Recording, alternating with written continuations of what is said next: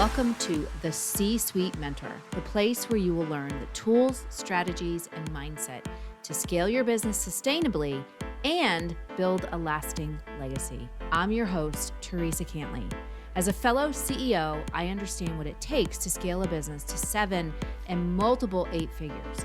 It's not necessarily what you might think. It requires a complete shift in how you think, strategize, and execute key actions in your business. My mission is to help CEOs step back into the driver's seat of their business by optimizing their operations, empowering their team, and staying in total alignment with their big vision. So, are you ready to exchange everything that hasn't worked for strategies that will?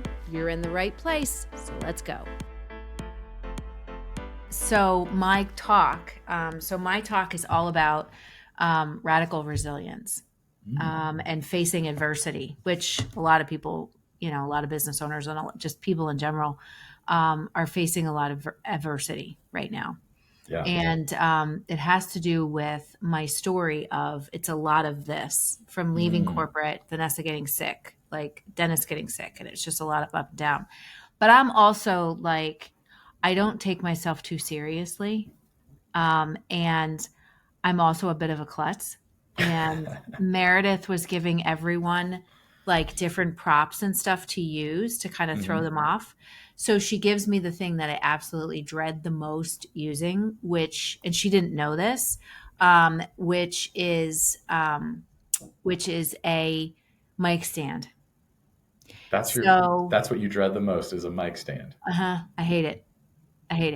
Is it because it's just dead weight and you don't know what to do with it, or? I cannot figure out the righty tighty lefty loosey and how to so I kept messing. Well, first of all, I kept messing up because my hand-eye coordination is, even though, I trained in martial arts for 17 years, I was swinging staffs and you name it. But when it goes from connecting with somebody and having that hand-eye coordination to hand something off, I'm not great at it. And since I'm so klutzy, if I'm doing it and I have to walk upstairs, I have to look down because otherwise I will fall. So of course I have to transition and give the mic to the guy that was before me, or he gives me the mic. Right. So she has me get the mic and do the mic stand at the same time. And I kept messing it up every time. And my whole thing is when I get nervous is I make fun of myself, which is very easy to do. So, so my talk went well, but before the talk, I was so nervous because when we did dress rehearsal, I couldn't get the mic. It was stuck. Yeah. So I couldn't, because I'm only 5 feet, barely. So the person before me that had it is 6 feet. So I had to loosen it and put it down. Well, during dress rehearsal, I couldn't do it. It was getting stuck. And they kept saying, righty tighty, lefty loosey. And I'm like, I didn't learn that in school, but I'll go with it. Well, during the actual talk, it gets stuck. And I'm like, oh my God. And I honestly, it was probably the best thing that could have happened because it eliminated my nerves. But I'm standing there and I'm going, Jamar, we didn't practice lefty loosey. We just practiced righty tighty. And I'm going, I got this, because people were yelling from the audience. They're like, do you need some help? I'm like, no, I got this. I got this. I'm like, I'm 50. I'm married to MacGyver. I got this. And I'm going, I'm trying. My husband's like, you should have gone into Darth Maul and started whipping just spinning thing it around. Yeah. People would have been so impressed. I didn't know I was coming for, a martial arts show. I didn't know I was coming for a show. And I also thought, so on Saturday Night Live, Molly Shannon does this thing. She's Sally O'Malley. And she's like, I'm 50. So I was like, I said to my husband after, I said, I thought about it and I should have, at the end, I should have been because I was like, yes, I got it. Everybody's clapping for me. I should have been like, I am Sally O'Malley. I'm 50, because I am 50. So anyway. Well, the other thing that mic stand gives you is the ability to do a mic drop, right? And I did several of those. Amazing. I did. Well, but it was good. The final thing I'll say on that is just that a lot of times when people are nervous, they they like are wringing the neck of that mic stand, you know? That was me. That's why I was practicing righty tighty Mm, with Jamar. And I'm like, Jamar, we didn't practice lefty loosey. I'm like, I'm from Amish land. They don't teach this in Amish land. And people were like cracking up laughing. And after Meredith and Jamar were like, you were amazing, Theresa. Like you did not miss a beat. Like you mhm. didn't get flustered or anything. They said it was amazing. I said, that's good because I was like, crap. Yeah, you're like, I was having an out of body experience. I wasn't, Exa- even present for that exactly. moment. Exactly. But it was all good. It was all good. Well, I'm Um, glad it went so well. yeah, yeah. I mean, the recordings, they're going to have the recordings because Danny is working on editing everything, but they're going to Yeah. have it shortly. So hopefully she'll post some of them, you Yeah. know. No, I'd love to listen to your talk on radical resilience. Yeah, it's that when I first did it, I thought to myself, because I studied with this guy, Bo Eason. He used to play NFL football. I know that name. And Yeah. yeah, he played his brother Tony Eason won the 84 or was in the 84 um, Super Bowl Cool. that it was the Patriots versus the Chicago Bears Mm. when they have Refrigerator Perry and the Super Yep. Bowl shuffle. Like, yeah, Yep. Yep. I'm dating myself. Yeah, those are But the golden days for the the Bears. golden days, exactly. But Bo played for the 49ers when Jerry Rice was on the team and they were in the Super Bowl and the whole Hmm. thing. Hmm. Jerry Rice is actually his best friend. But Oh, cool. yeah, so he now has this program and you learn how to tell your story and the whole thing. So I Mm. actually wrote it with him back in 21 and never got to deliver it. Oh, wow. And I remember saying to him, "Are you sure?" Because they have somebody that actually writes it with you. And I Hmm. said, I said, I'm afraid this is going to be too much for people because it's a lot of loss and a lot of getting Mm. back up and falling and getting back up.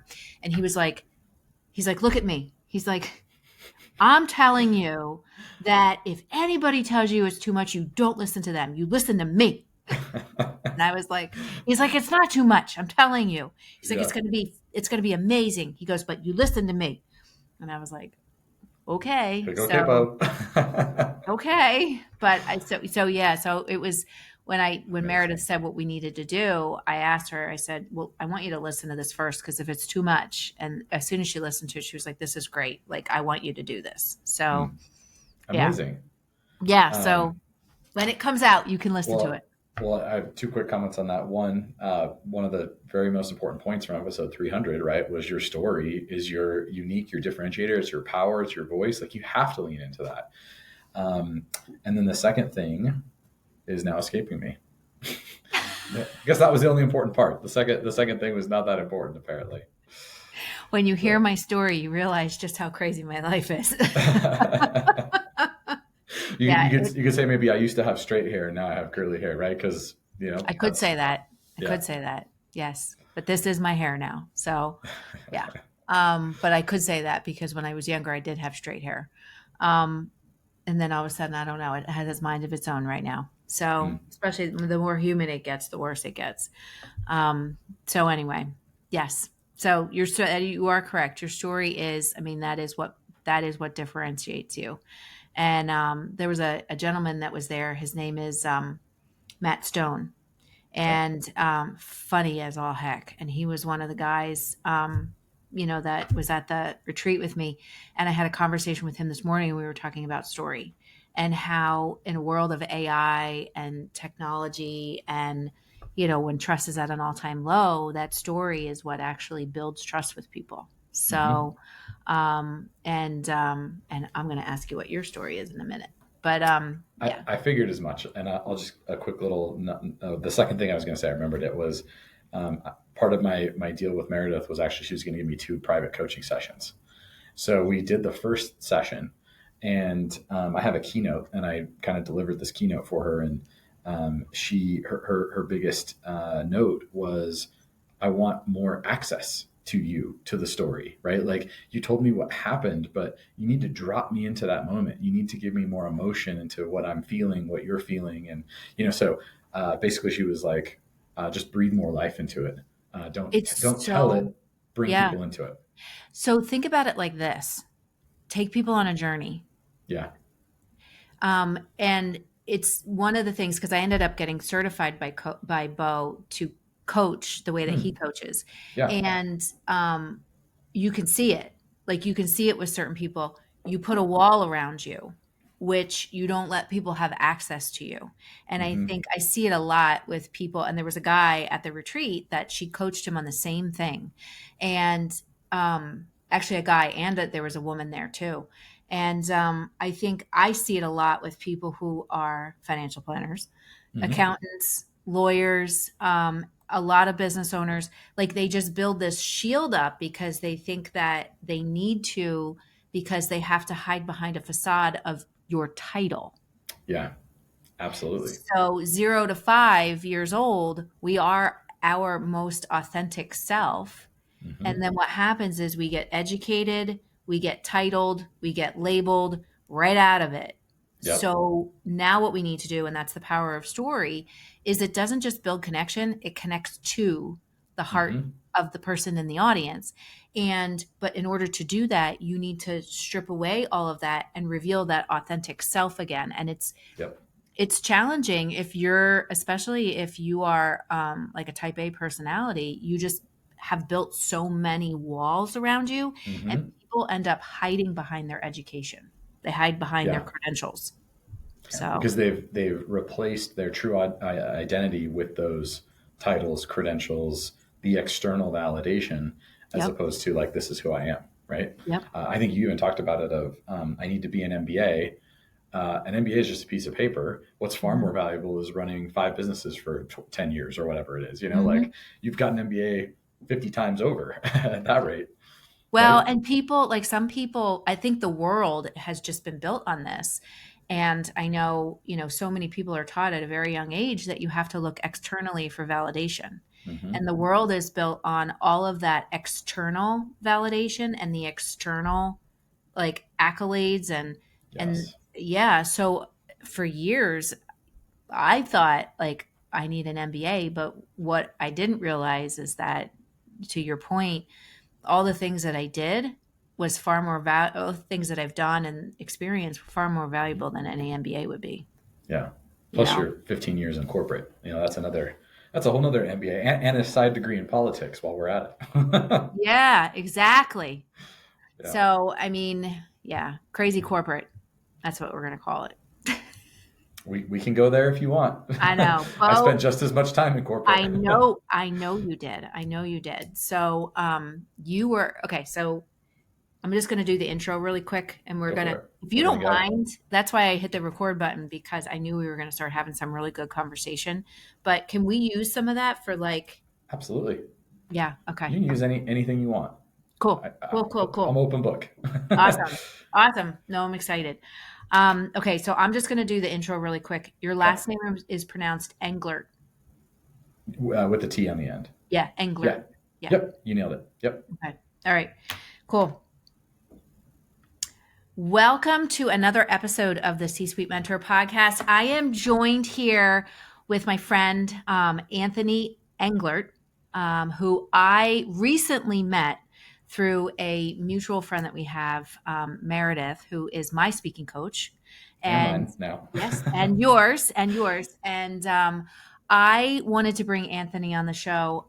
Like I said, I met Anthony through Meredith, and he is one of the nicest, most genuine and giving people that I have ever met. And when you look at, and we talked about this when we had our conversation first, we talked about in your industry, people in the wealth building industry and financial planning. And I think I had said to you, like, it's very rare that you run across someone who is like you. Well, thank you, Theresa. I appreciate that. And it's refreshing. It's refreshing because, you, like I said, and we're going to get into this, just, your unique approach. But before we do that, I want people to know a little bit about your story. And we were starting to touch on this because we were talking about crazy corporate and my, my legacy, and I don't think I've mentioned this on anything, but I actually started corporate um, in an insurance company, and I worked I for the didn't know that. president. I worked for the The president of the president, insurance company, right? Not of the United president of the States. insurance Just making company. sure. Yep. And no, I did not work for the, my God, no. No. But no, I worked for the president of the insurance company. And that was when I got my start in corporate. And let me tell you, I ran across all kinds of characters in corporate Especially when in I worked insurance. there. Yeah, all kinds of characters. But so enough about me. Let's talk about you. Let's talk about your story because Sure. you came out of corporate. Yeah. So tell us a little bit about you. So the longest corporate legacy that you're referring to is the 15 years that I spent at Goldman Sachs. And I'm happy to get into details of what is involved there. Before that, I spent 3 years working for American Express.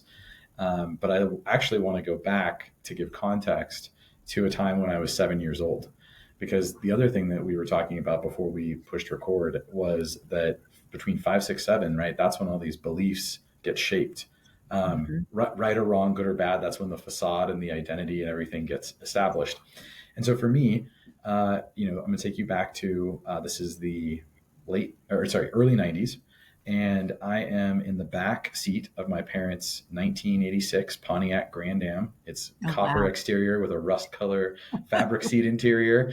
It's late summer, like early fall, but when it's still really hot, right? Mm. And it's a weekday afternoon. And my parents picked my brother and I up from school. We went back to their office. They did some more work. We did some homework, and then they said it's time for dinner. So we were cruising on over to Wendy's. And we're like we do a couple of nights a week. We're in the Wendy's drive-through, and then we're going to go back to their office and eat dinner. And I start looking at the menu board, and I'm thinking, okay, well, if I won't get the chicken nuggets and the frosty and the fries and the burger, like whatever the drink, that's like $5.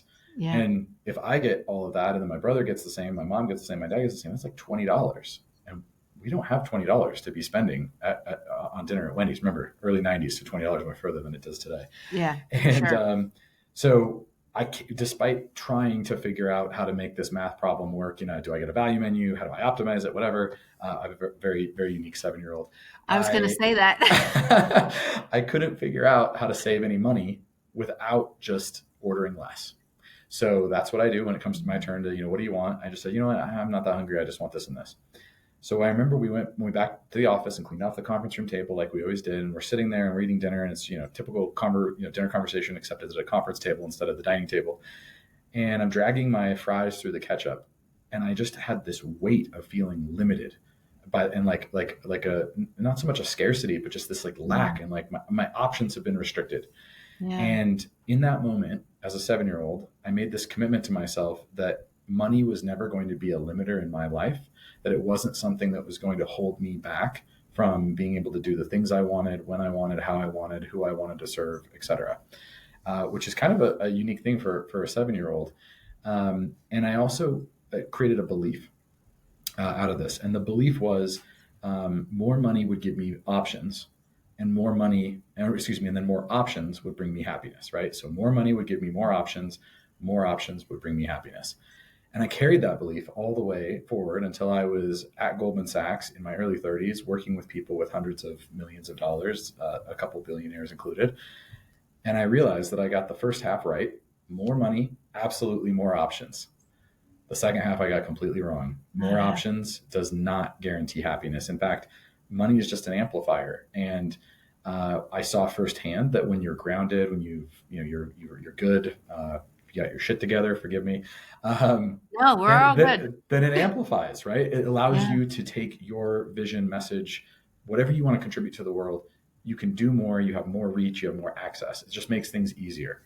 But if you don't have your shit together, if you're in a bad place, you have trauma, whatever it might be, now it just gives you more ammunition to hurt yourself or to hurt others. So I could fill in as much or as little of the dots as you want in between being 7 and being, 30s at Goldman. But that was my, I guess the highlights would be this belief is what triggered in me a passion to want to understand money, finance, taxes, real estate. And as a freshman in college, I ended up reading over 100 books on these topics, Wow. and deciding that it was time for me to start a real estate investment company. And I picked two partners, and my only criterion was that they were my same age and also were trying to take over the world, as 20 somethings often do. And that's a very low bar. I don't recommend anybody make a partnership if you just have one thing in common. Unluckily or luckily, depending upon how you want to look at it, right? It Sure. didn't happen to me; it happened for me. 4 months after starting our partnership, doing a transaction, me putting in my life savings, 30 grand, my two partners kicked me out of my own company. Long story short, 20. yes, and again, The we can get audacity. we can get into this. It ended up, some of the things that we were involved with, we just didn't know any better. We thought we were doing the right things. Turned out to be a Ponzi scheme. Turned out to be some fraud. And because they had kicked me out of the company, I had no liability. I had no involvement. I got to just walk away from it. So that was quite a gift for me. How much did they lose? A lot. I was putting up most of the money. They were putting up most of the connections, which is another dynamic that I learned, that it was not an equal partnership from the start. So, total sidebar, but I mean, what I've learned about partnerships, and you and I have had this conversation, I mean, there needs to be reciprocity on all sides of it. And doesn't always have to be equal, but it needs to be fair. Yeah, it needs to be fair. And so many people that I know, young people, older people, get into partnerships and it's not fair. And they end up, the amount of people that I've talked to where they've either gotten kicked out of the partnership for whatever reason and found out later that what was happening was not above board, or and I just think that, going back to what you originally said, people look at it and say, I want to start a business, and if I have partners, I'm going to be able to do it faster and we're going to be able to make more money. And they approach it from that, not knowing, but they also approach it from a scarcity mindset. That's what I was going to say. Is the lesson I had to learn is, when you enter a partnership from scarcity, it's going to be doomed from the start. If you're entering it saying, I'm not enough, therefore I need you to do X, right? Like, I can't do this on my own. That is just totally the wrong energy, as opposed to, let's build and collaborate and bring this together. And I don't need you, but I want you because you're good at X and I'm good at Y. And we put that together and it's magic. So it may not sound that different, but it is worlds different, the intention behind it. Absolutely. And, depending on whatever your intention is, and people don't realize this. And again, I think this is what makes you so unique with what you do. The energy that you decide you're going to put into the world with how you show up and how you interact with people is what makes a huge difference. And really, it determines whether or not someone thrives or they struggle. People don't realize just how much energy goes into absolutely everything. And you don't even realize that if you have the wrong energy or the wrong intention, I've been talking all day. If you have the wrong energy or the wrong intention, like, no matter what you try, it's not going to work. Yeah. So. Well, I always think it's so important to begin with the end in mind, or whatever version of that concept you want to adapt, right? Because if you don't know what the outcome is supposed to be, then what chance do you have of achieving it, right? If you don't have a rubric or a framework or know where the goalpost is. I think it was C.S. Lewis that said, if you don't know where you want to go, any road will take you there, right? And so I think you have to, it's very hard, because I think a lot of us get caught up in the moment of chasing this promotion or this money or this deal or this title or, whatever it might be. We're chasing. And what that leads to is a lot of emptiness, I think, right? Because we get the thing, we grind out so long and hard that we get the thing we were chasing, and then it's nowhere what we built it up to be in our head, and now we're back to chasing the next thing. For me, I like to also, another quote, I don't know who to attribute it to, but lessons are repeated until they're learned. So the one I had to repeat until I learned it was. We're just going to say it's yours. Great, fantastic. I'll take credit. Becoming a vice president at Goldman Sachs. The fastest that you can do it in the bylaws and the rules and whatever is 5.5 years. And I did it in 6. At the time, I was disappointed that I didn't do it in 5.5. I was like, come on, Wow. I took that as a failure, as being in the gap, as opposed to looking at it as like, some people it takes 10 or The 12 years. game. Yeah. Yeah. Dan Sullivan there. And so I was just so hell bent on this title. I literally, in one of my conversations along the way with a manager, I said, I will do absolutely anything as long within moral and ethical boundaries and standards, of course, but like, I will do anything. And I literally said to him, if you need me to clean the toilets, I will clean the toilets, whatever it takes for me to keep, the promotions and the bonuses and the compensation. Like, I'm climbing, baby, corporate ladder. Here we go. And Gosh. when I got that promotion, there was nobody ever set an expectation that there was going to be a party or balloons or like, a festival. But in my head, I built it up to be like spring break on the beach, just like everything was going to be amazing. And then what it worked out to be in reality and practice was, congratulations, here's the title. You're already doing the job. So your life isn't really going to change much. And it was kind of anticlimactic. And it left me feeling more empty than than a success, because it was like, well, I've been chasing this and now I got it, and that didn't scratch that itch, right? Mm-hmm. So anyway, I just think it's so important to know from the jump, right? And I work with a lot of business owners, and a lot of times, as I said, the business owners are so hung up on, just got to get through this year, just got to get around this corner, got to hit this level of profitability, got to get this deal done, got to get this partnership, whatever it is. And then, right, that's classic have, do, be versus be, do, have. So now we're getting, waxing philosophical here. Steer me back. Where are we going to go? No, you're good. You're good. Like I said to everybody that's listening, this is not your typical wealth advisor and financial planner. I'm telling you, which is great, because I mean, that's a gift that you have, and I think you have that gift because of what you went through yourself. I mean, I was gonna ask you, what did you make that title mean? And I think it was that it goes back to what we were talking about earlier, the external validation, the party, and now I have this title and therefore I am. And the truth is that, and so many people, I mean, I've worked with a lot of really wealthy people who they are just miserable, and because they don't know what ultimately makes them happy. Yeah. You'd rather have more money than be broke. Like, absolutely. But Sure. that's another one of those be, do, have, that people just think, when I have this house, this car, this $1 million in the bank, this sell my business for 10 million, whatever it might be. When you start from a place of, when I have that thing, then I will be, you're already failing. You have to really, really stop and revisit that language, because what that's saying is you're not enough, and you're looking for that external validation, right? Whether it's confidence, because the money in the bank is then going to make me feel safer, feel better. Or I think just so often, I think we feel things, but we don't put a label or context or words to them. And that can be such a powerful thing, is just to sit with that feeling and embrace it, to get to know it to the point where you can describe it.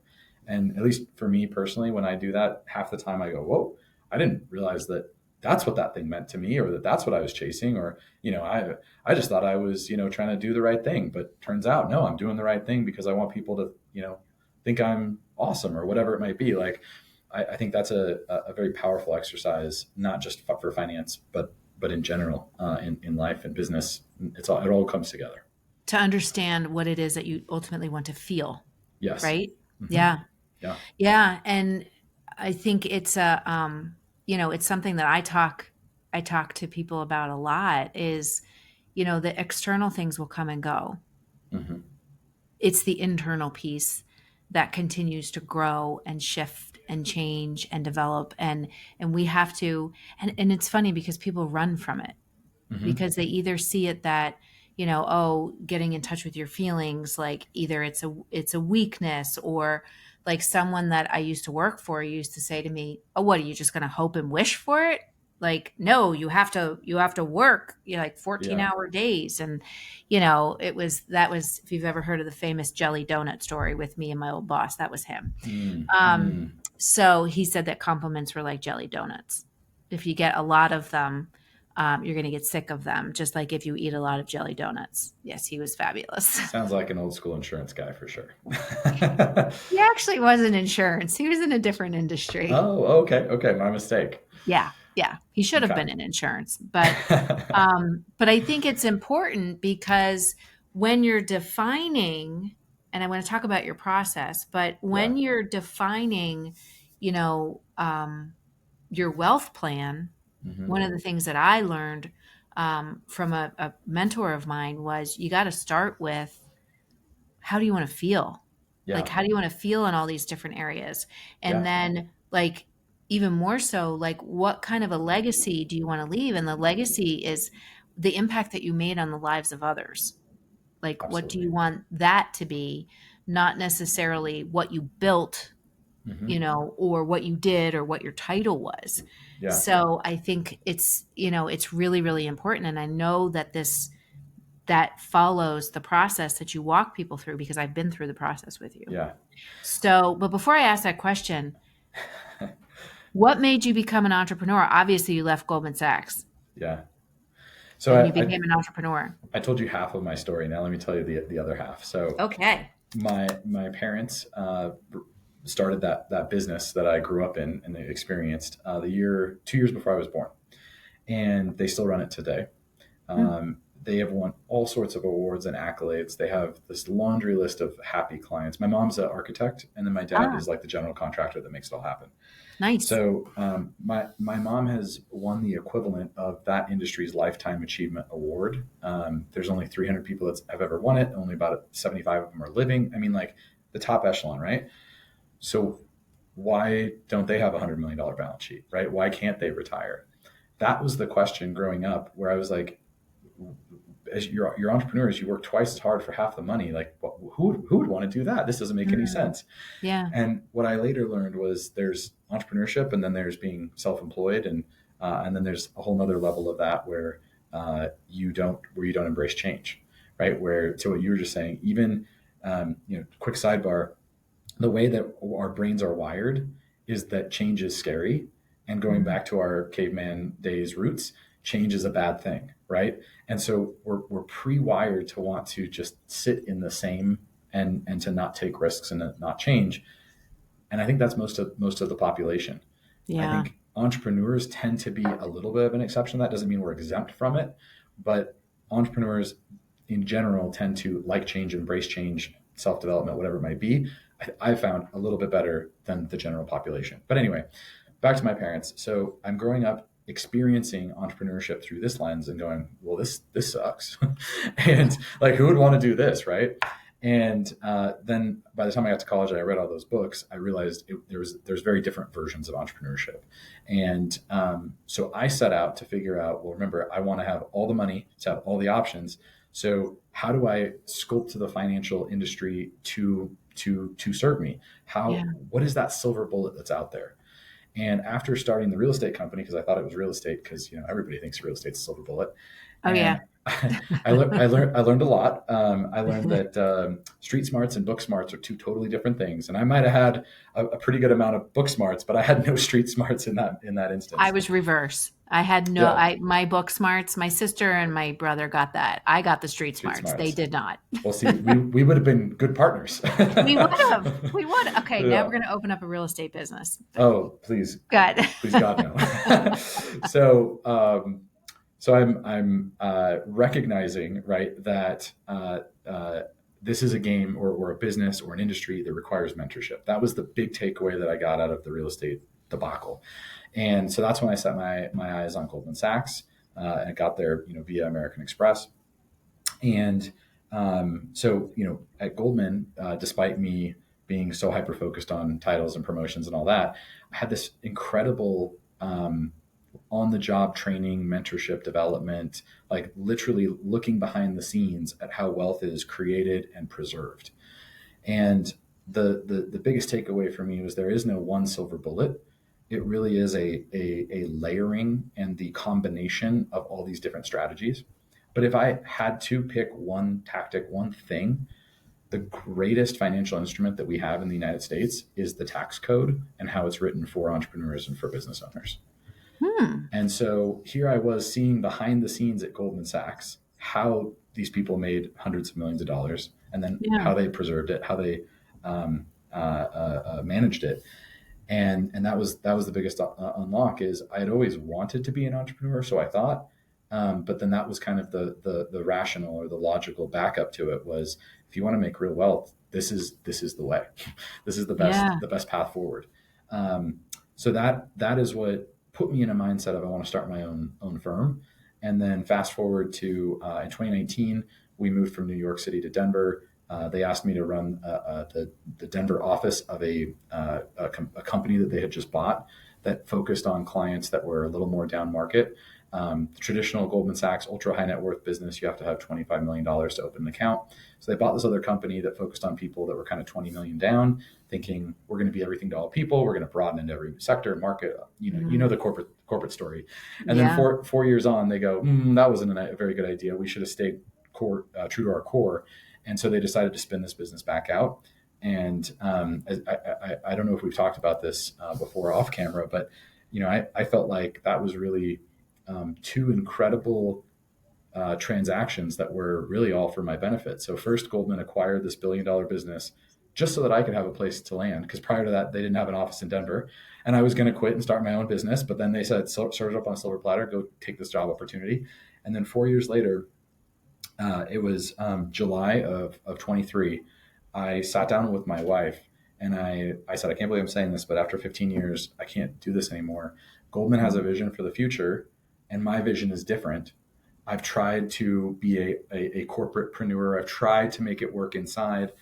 We're just philosophically so very different. And I can talk about what that difference is here in a minute, but Yeah. I realized that difference, and I told her, so I got to leave Goldman Sachs. My wife is a doctor, so a bit more risk averse than your average entrepreneur. So Yeah. we came up with a 12-month plan for what it was going to look like for me to exit, start my own business. All the things I was walking away from. The golden handcuffs, stock options, all that. And we made this 12-month plan. And 2 weeks after that commitment, Goldman said, we're actually going to this is a failed acquisition. We're going to spin this company back out. We're going to go back to our roots. Mm-hmm. Do you want to move back to New York and take your old job back? I said, no, thank you. I'll resign, start my own firm. And now I have a bunch of clients that I've created and built here in Denver and surrounding. And, this was an incredible opportunity for them to come with me. So again, they bought the $1 billion company for me, and now they're selling the $1 billion company for me. Like, the timing just worked out incredibly. It's amazing how that happens. Yeah. Yeah. It's like The Alchemist. It's like the book, The Alchemist. Like when you decide, when you have a dream and you decide you're going to go all in, the whole universe, conspires to help you. So that's exactly what was happening. Yeah. Yeah. And just to give context to that disagreement that I had, the whole reason I took the job in Denver and wanted to come, air quotes, down market, was here I was working with these people with hundreds of millions of dollars, and I just didn't feel like the work we did made that much of an impact. I've always focused and specialized on entrepreneurs, and the only way we could really work with entrepreneurs at Goldman was after their big liquidity event, right? After they'd had their big exit. And so, they did the thing that changed the world, and then they sold it, and now they're just taking their time off as they should. That's they worked hard and that's what they deserve. But I wanted to get earlier into that process to help be a part of that wealth creation, but also like the things that they were doing. Because, one of my deepest held values and beliefs is that entrepreneurs really are the greatest force for good in the world. They are the catalyst of change. Yep. And because of that, they are the people that I want to see with more access, more resources, so they can go make that change in the world. And I just felt like I missed the window when I was working with the people, 100 million plus. Yeah. And here was this golden opportunity to, work with people during the creation phase. And the problem with the financial industry when it comes to entrepreneurs is they only focus on the liquid net worth, right? The money in the bank, the insurance policy, whatever it might be, the brokerage account, the retirement account they can manage, because they can't manage your business. But an entrepreneur, 80% of your net worth is trapped in the business. Yeah. So it kills me that any financial advisor that works with entrepreneurs that doesn't want to talk about the business, it's like, that's 80% of the wealth. Every conversation should start and end with the business. It's backwards. And that Yeah. was basically the conflict that I was having with Goldman. And it came to a head when I had a client who was 2 to 3 years away from a $15 to $20 million sale of their business. And I outlined for them, here's all the things that we got to get in place to get you ready. And we came up with a agreement that for a flat fee, it was $60,000. Here's all the things that we're going to do for the next 2 to 3 years to get you, get everything squared away. And Goldman said, this is ridiculous. What are you going to do to justify that fee? And I said, the exact same thing I would do when, if he had 10 million or $15 million, then we were charging him the exact same amount of money. It just, in their mind, it's, we only can charge money on the assets. There isn't any other way. And I saw this opportunity to bring these strategies of the elites, right, that are gate kept, if that's not a word. They have gatekeepers Gatekeepers. of these, the CPAs and the accountants and the tax attorneys and the very sophisticated insurance strategies, investment strategies. And there is this whole like behind the curtain thing going on, Wizard of Oz style. Yeah. But nobody shows you behind the curtain until you have that wealth. And I said, here's this golden opportunity to bring these strategies to people years before they otherwise would learn of them, and to empower them to get to those destinations that much faster so that they can make whatever the change in the world is that they want to see that much faster. So anyway, that's a little bit what powers the work that I love to do. And I think you felt that in our interactions. Oh yeah, no, absolutely. And it's funny because, like you just illustrated how your industry, like they care about the high net worth people and don't necessarily focus on the people who want to build that net worth, who are really the people who are making the change in this world. There's a reason the industry is called wealth management, not wealth creation. They I only know. want to manage it after it's already been created. It's crazy, but it's funny because so many different industries, I mean, even like business coaches, all of a sudden everybody wants to focus on people who are above 7 or 8 figures, or someone who's at 7 and they're getting to 8.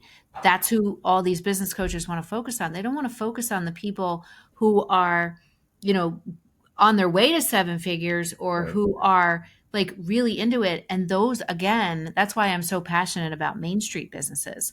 Those are the people who, can really improve society, who can give people jobs, and who can really like have impactful change that we need.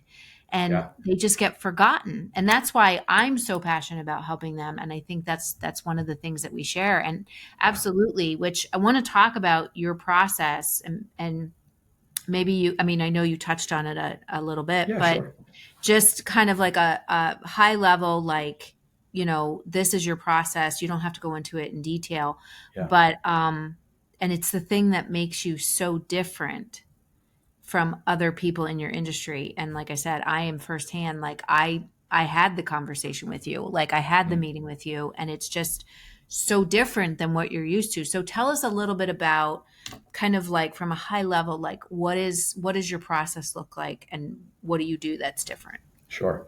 So I think whenever you're going on a journey, the most important thing to know is where are you at today and then where are you trying to go? Because the only way to connect those 2 points and to come up with strategies to connect those 2 points is to know those 2 things. So the first thing that I think is just so critical to start out with is what does that end look like for me, right? What do I want? What's the outcome that I want? And to be really honest, and to not answer that from what you think other people want to hear, or what you're supposed to say, because if we get this wrong, then everything else kind of goes out the window. And one of the frameworks that I use, that I think anybody could apply and take away here, I call it FAST. So it's an acronym, FAST, and it stands for filter, alignment, strategy, then tactics. And I think that's basically opposite of how most people implement financial strategy, right? They go to some pitch, real estate seminar, or life insurance, guy, or maybe it's a steak dinner from a financial advisor, and they hear about a tactic. And they're like, okay, I guess that sounds good. And so they buy the tactic, and then they end up with this like collection of tactics that they call a strategy, but it's out of alignment because they never had a filter. And of course it doesn't work. Of course it doesn't get you where you want to go. So flip that on its head. That's number one. And then I think it's just so helpful to understand where you stand today and what this journey can look like. So another framework that I like to use is that of a car versus an airplane. And I compare this to a lifestyle business or what I call a legacy business. So a lifestyle business is one that, it's just what everybody knows the definition to be. It's primarily there just to put income in your pocket.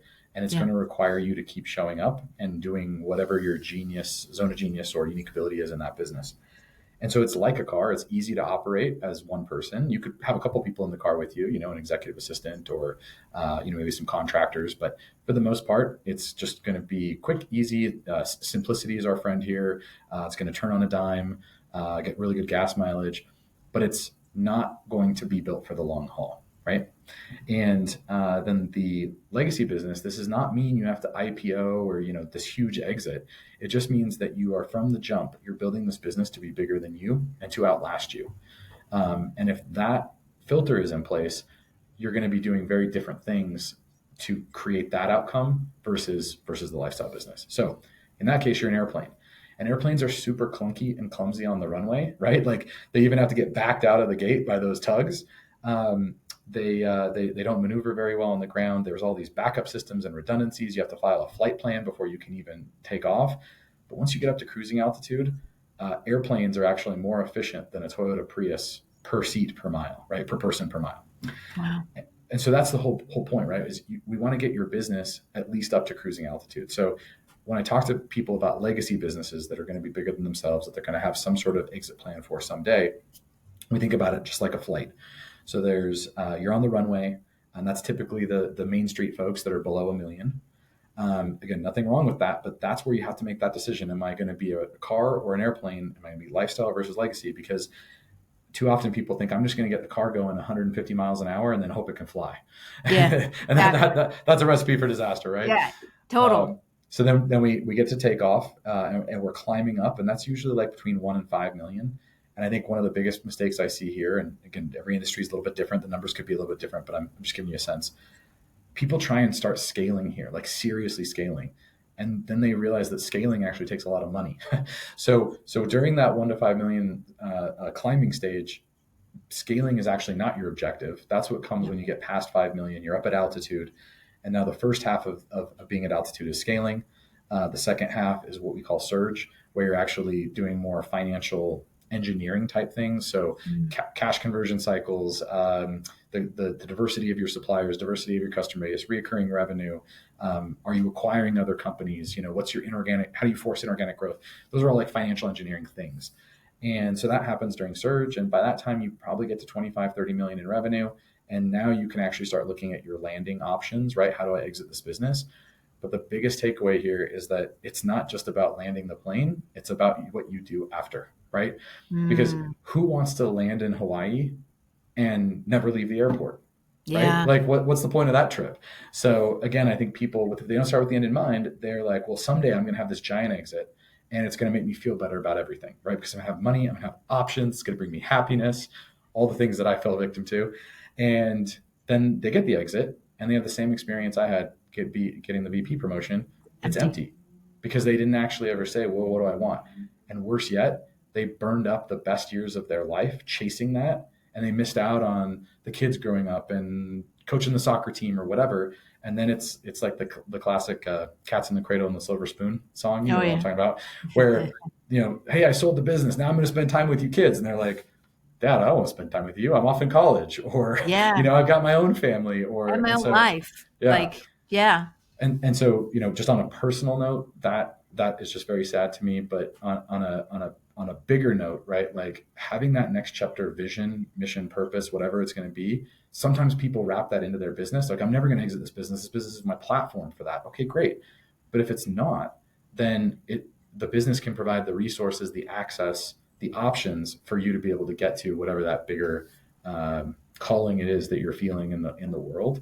And if we're clear about that up front, then that gives us a very different flight plan than, I got to scale this thing to $100 million and be on the cover of magazines to validate that, I have intrinsic self-worth, right? Like that's a very different goal to optimize for. Who is the ideal person that you typically work with? Yeah, I think it's usually somebody between 1 to 5 million in revenue, because the reality is that below that, the greatest lever for you is most likely going to be marketing, right? It's going to be validating your product or service, its fit in the marketplace, and growing and scaling that up. So when everybody gives you this advice that more marketing solves all your problems, I hate that because I don't think it's true on the higher you go, but under $1 million, that is probably true. Yeah. So between $1 million and $5 million, that's when you're usually dialing in and expanding your kind of marketing and the consistency and the predictability of it. So you might think about like a chief revenue officer or chief marketing officer as the key hire, whether they're fractional or in-house or full-time, like contractor and agency, it doesn't matter how you do it, but like that is probably the smartest thing you can do below 5 million. And I want to start working with people in that $1 to $5 million space, because now they're starting to have enough fuel in terms of revenue to where the financial strategies actually start to become powerful, right? Like Gotcha. if I can make a 10% impact in your business, and I'm just making this up, if your business is doing 100 grand in revenue, I can make a $10,000 impact. Okay, cool, great, right, whatever. If you're doing 5 million in revenue and I make a 10% impact, that's 500,000. So it's an economies of scale thing. My parents definitely fall underneath that. And so I do feel this calling to help and serve and support those folks underneath. That's why I love your Main Street Businesses idea. And I know we've jammed on a ton of people that love Main Street Businesses. And so I do have a mastermind, kind of like a group coaching program where I can still work with and serve those people and help them get there. But where my zone of genius lies is really the financial strategy that comes between 1 and 20 million. Gotcha. So and this is an extraordinary conversation. I think anybody who's listening to this is like, are you sure this guy's a financial planner? He's not like, he's not dry. Like, I'm sorry. No offense to anybody that's listening, but, so I wanted to ask you, what is something that we need to really talk about, that we're not talking about, or something that you wish that people would ask and they're not asking you? That's a really good question. The first thing that comes to my mind is the general state of financial media. What I mean by that is when you turn on the TV, you hear about the Dow Jones was up today, or whatever. Fear. Well, even if it's all absolutely mostly fear, because fear is what sells newspapers. Just the other day, a client sent me, earlier this week, a client sent me an article by Paul Krugman in the New York Times. I think Krugman is a great economist. And the client was basically like, what do you think of this article? And I said, well, I agree with the points he's making, but so what, right? Like basically he was saying, I'm worried about the economy for this reason, this reason, this reason. I was like, so what? And so my issue with the financial media is it often lives in the realm of the immediate or the indefinite. So immediate being the sky is falling, whatever, without any strategy about what to do about it, or the indefinite, like we're going to take a position of moral high ground and we're going to like rebuke this party or this entity or this, but it's so macro that like you're like, well, that was an interesting article, but what do I do with it? What do I take away with it? And so I think that the like to unpack it a little bit for people is the time horizon with which you look at things is one of the greatest levers that you can pull on, right? And even in this article, I said back to this client, if basically Krugman is arguing we're already in a recession. And I said, so what, if your time horizon is the next 6 months, like I'm running a business and I have to decide marketing spend, then it probably really benefits you to know that we're in a recession. And that actually is probably a negative indicator for you. But if you're an investor looking to buy great companies while they're on sale, well, then a recession is actually a great thing. And then get yourself ready to, go on a crazy spending spree. And so that being the longer time horizon. So the media presents these facts and figures, and I just did air quotes if you're listening, and gives us very little conclusion about it. So that's my like overall take on financial media is there's so much fear mongering without any solutions or so what in it. Yeah. And that makes the space really hard. The second thing that came up was the importance of an integrated plan. Hmm. So one of the things that we talk about at my firm is what we call the 8 dimensions of wealth. And I'll just run through those quickly so that everybody has a context for what I'm talking about. So it's your goals and your vision. 1, goals and vision. 2, cash flow. 3, tax planning. 4, your business exit strategy. 5, your capital strategy. 6, your insurance and risk management strategy. 7, your investments and retirement strategy. And then 8, your charitable giving and estate strategy. So that is kind of the whole domain of what wealth management should be. But what it tends to be is actually full of silos. So most of the time you have individuals in each of those silos giving you different advice, right? Your lawyer says, hey, you should be this kind of entity for asset protection. And your insurance agent says you should have this kind of coverage for this protection. And your CPA says you should be an S corp to save money on taxes. But nobody's making all of those pieces fit together, right? Nobody's saying, where are you going, Theresa? What do you want to actually accomplish? Because otherwise it's just a lot of noise, right?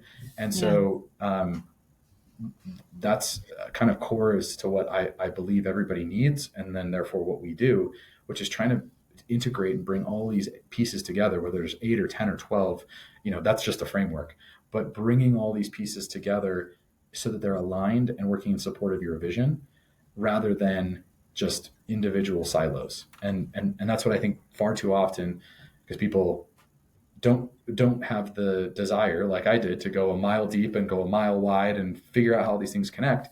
You go to some sales pitch and it sounds good, and so you do it. And by the way, that's not a judgment, right? It's I like to put it in doctor's terms, because remember, my wife's a doctor, so hopefully she's not listening to this.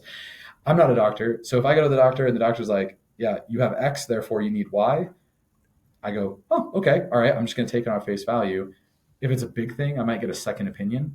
But if both of them say, yeah, you have X and you need to do Y, then I'm probably going to believe it. I don't have any rubric or framework to understand, is this a really good doctor? Do they really, are they doing integrated medicine? Have they thought about all the different specialties? Have they brought it all together? Like, how are they looking at my genetic history and my biochemistry? Or are they just prescribing me a pill? And unfortunately, in both industries, I think, they are so fragmented and so specialized that far too often you're getting this like very narrow slice. And so the advice isn't wrong. It's not inaccurate, but it is incomplete. Yeah. So powerful. Oh my gosh. I'm just a little bit passionate about this in case you couldn't tell. Tad. It's just like, when I start talking about, processes and team and all that and culture, like I get I get super passionate about it. Get on my soapbox. It was funny when you were talking about the media. My husband started with because you listen to one channel and they go one way. Mm-hmm. You listen to another channel, if you listen to CNN or CNBC, like they go one way. If you listen to Fox, they go another way. My husband he watches the BBC. Okay. Because it's completely neutral. So they're just reporting news, you know? Just the facts, man. And it's funny because after he said that, I've heard like several other people that said, watch the BBC because they just report the news. And if you want to know the truth and you want to get an education, watch the BBC. And it was interesting that he said that. And then when you were just talking about the media, it's so true because it's like, I read the New York Times and my husband's like, Theresa, they're going to sway this way. Mm-hmm. And I'm like, no, but they said, he's like, go watch the BBC. Yeah. Well, it's funny in your mom always said in polite conversation, what 3 topics do you not talk about? Money, politics, and religion, right? Mm-hmm. And in my line of work, we're going to talk about money. And that means we're usually going to talk about politics. Mm-hmm. And a good amount of the time we get into the religion. So I actually love that part of my work because I get to see closer and deeper into people and their values. But at a high level, it is humorous sometimes to go into a meeting and have somebody say something like, if Trump gets elected, our country is doomed. And then to go into the meeting immediately following and hear, if Trump doesn't get elected, our country is doomed, right? I know. And so not to turn this into any kind of political debate or discussion, just I'm highlighting the fact that that back-to-back conversations with people with significant balance sheets, plenty of wealth, like living the good life, but opposite political views, and a microcosm for our country, right? There was no common ground For sure. in my hypothetical statement or the conversations we have. It's very, very, very polarized. Yeah, no, definitely. Oh my gosh, this is amazing. Absolutely amazing. And like I said, anybody who's listening to the show is going to see that your whole methodology and your whole theory and philosophy and just that's built on experience is completely different than what most people are used to. And I hope that everybody, when you listen to this episode, that you have a piece of paper and a pen so that you can take notes, because you're going to want to take notes because it's important. So so I just have one last question for you before I let you go. Okay. So my question is, if we go back to the beginning, what you thought was going to make you happy in life, you found out didn't. Mm-hmm. So what is that thing when you started with your own plan? What is that way that you wanted to feel, and defining what truly makes you happy and feel fulfilled? Because it's not Goldman Sachs. So It's a great question, Theresa. Thank you for asking it. I think that where do I start? So even in my final time at Goldman, I was wrestling with this question of, okay, well, if this doesn't make me happy, what does? And when I really sat with it and processed the emotions and the feelings, the best words that I could come up with it was, when I figure out everything, when I understand everything, when I can control everything, then I will be at peace. And that wasn't just about money. That was about like everything, right? And what a messed up statement, right? And so it got. I'm not going to judge. I'm not judging. I'm a deeply curious person, if you haven't figured that out already. And so even, which I think most people would say is a great asset, or a good instinct or good talent or whatever, but taken to the extreme, right? It was, well, I'm so curious, I have to learn everything. I have to understand how the universe works. Like that was literally like, I just kept taking it to the nth degree, and I was like, so I have to understand how the universe works to be at peace. That is a flawed end point. And so then as I unpack that, what makes me happy, I think I had the benefit of seeing that in people's lives, majority of people that I've worked with or experienced, a lot of people focus on the end game and say, when I get there, then I'll be happy, then I'll make my impact, then I will. And it's not the destination as much as the journey. I'm sorry to use the cliche, because I even had mentors warn me about that when I was in that, mid 20s, I'm going to take over the world mindset. They said it's not the destination, it's the journey. And I think there was a lot of truth in that. And so what I realized made me the happiest was taking action to bring my vision of the future into the present as much as possible, and to do that in the ways that felt the most authentic and aligned to me. So, one of the sessions that I had with myself before I chose the path of financial advisor was, there's not a title I was considering, right? Like titles I was looking at, investment banker or private equity or, venture capital or whatever. And I said, well, I want to help people. I love finance, and I don't want to walk away from this discipline. And the help people part, I want to help them make better financial decisions then. Okay. Sure. And I want to be in control of my own destiny, i.e. an entrepreneur. And when I put those 3 data points together, I went, oh, that sounds like being a financial advisor, which wasn't a title that I was looking at.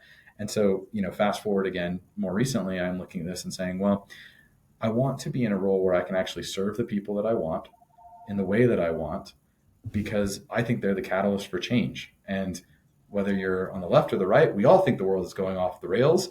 And if we can have more smart, intelligent, conscious, heart-driven people with more time, money, energy to put forth turning the world around, whatever that looks like, I think that's the best path forward. That's how I can help the world be a little bit better.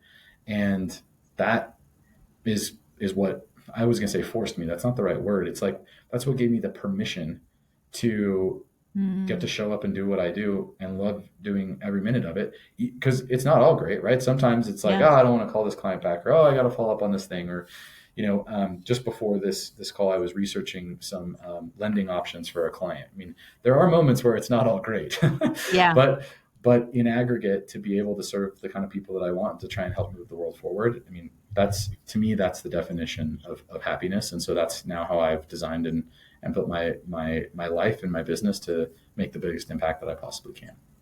I love it. I love it. Oh, gosh. Like I said, I have so many notes that I wrote. But this has been absolutely amazing. And, I hope that people definitely go and check out your website. It will be linked in the show notes. And this will be on video on YouTube. And then we also have, and on my website, but then also have the audio version where people can listen wherever. So, Anthony, for people to find you, Mhm. how can they learn more about your business and what you do, and then also just follow you on social media? Yeah, thank you, Theresa. So the two best places are my website and my LinkedIn profile. So Anthony Engler, it's pretty unique, but if you put that into LinkedIn, you'll find my profile. That's the only social that we post to. So that's the way to follow It's the me. best. There's we try to put out a lot of thought provoking content, so Mhm. less fear mongering and more Yeah, things of interest. One thing we didn't talk about at all much was taxes. And actually that's a lot of kind of the context of what we talk about, because the reason gotcha. the business is the silver bullet is because it gives you the best tax leverage. So anyway, if that's of interest, check me out on LinkedIn. You'll have the website in the show notes. It's alphaadvisory.com. Alpha is spelled wrong. It's an acronym, ALFA. It stands for Abundance, Freedom, Leadership Accelerated.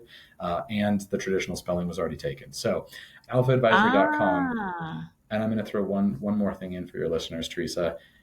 We're going to add a special link that you can put in the show notes. It'll be alphaadvisory.com/CSM, as in C-suite mentor. That is a link to an assessment that we have. And Theresa, you've taken it. yep. It's a 20-question assessment that will help you get insight on where you are in that flight plan. Are you on the runway? Are you in the ascension? Are you at altitude? Are you landing? And then we'll provide you with some recommendations about what to do. Nice. And you can also qualify on the back of that to do a strategy session with me, one-on-one, no cost or obligation. Um, so Nice. I hope that serves people and provides value, even if I don't get a No, chance to talk to them. that is extremely gracious of you, and I really appreciate that. And let me tell you, when we have the link in the show notes, and we will also put it when we actually promote the episode, we'll put it in there for people. But I highly recommend that when you're listening to this, that you take the assessment, and if you can do the call with Anthony, I highly recommend it because it is one of the most valuable things that I've ever done. And I have a unique situation going on. Probably not unique, but to me, it's unique. Um, Everybody's situation is unique. it's unique. It's your situation. It's an interesting situation, but I mean, Anthony is extremely kind and gracious. He listens, and gives you like some actionable steps that you can take, and really, I mean, it's just jam packed full of value. So I highly recommend click the link and definitely take the assessment and sign up. Thanks, Theresa. And because you brought it up, we did Uh-oh. not talk about taxes, but I think we'll save that for another episode. Sure. Um, we can absolutely do another episode on taxes, and maybe we'll do it like in the next month or so for like tax planning for, Sure. Yeah. Yeah. yeah. Well, in case we that's delayed at all, I have to give one quick little snippet here. Okay, Sure, sure, so sure. back to the lifestyle versus lifestyle versus legacy, car versus airplane. Hmm. Um, in the same sense, when I hear income, I hear tax. Mm, When I hear equity, I hear wealth. And that's the secret behind the difference in those two businesses. With a lifestyle business, there's really nothing you can do except pump the cash out, and then you're trying to save it in tax advantaged ways and grow it. And you can absolutely do it. People do it all the time. It's a longer, like more gradual path. And there are ways to save money on taxes. But that's option one, or door number one. Door number two is you take as little income as possible out of the business and you reinvest what you otherwise would have just put in your pocket into the business. You grow and scale the business, and then you exit the business. The tax code is set up to reward the latter. So you can exit a business for $20 million and 3 to 5 years later pay no taxes. Wow. Or you can take $1 million out of your business a year and you can be in the 37% tax bracket. You don't have to be an accountant to understand how that math doesn't work in your favor. So there's my teaser on taxes, and we can get a lot more into it on our next No, we're going to have another episode because I would imagine, based on my conversations with you in this podcast episode, I would imagine that you approach taxes way different than most people do. So we'll just save that for the next episode. There's a quote that goes back to 1935 from a Court of Appeals justice who was opining on a tax case. There's the IRS versus somebody else. And he said, there are two tax codes in this country, one for the informed and one for the uninformed. Both are legal. So I'll just leave you with that you can choose which tax code you want to follow, but it just requires you to be informed. And most people dropping the mic. We're dropping the mic. Mic drop. All right. Well, thank you so much, Anthony, for joining me. And thank you, everyone, for listening. Make sure that you definitely, as I said, take that assessment that Anthony has so graciously offered to anyone who's listening, and make sure that you check him out on LinkedIn. His content is amazing. So until next time, I hope that we all take care of each other just a little bit more than we already do. Thanks so much, Theresa. Hey there. Thank you so much for listening. If you found value on this show, please follow the podcast so you never, ever miss an episode. And I would love, love, love if you would leave a review on Apple Podcasts or Spotify for me. Even better, share the show with a fellow business owner ready to step fully into their CEO leadership role. Because right now, more than ever, the world really needs next level leaders. And by the way, did you know you can text me all your questions and get real-time feedback? You absolutely can. Just text the word CEO to me at 610-215-2838 to get connected. One last goodie for you before I go. If you're ready to scale your business and have a co-creator working right by your side, my C-Suite Mentor Program may be perfect for you and your possible new second in command. Just visit thecsuitementor.com to get started.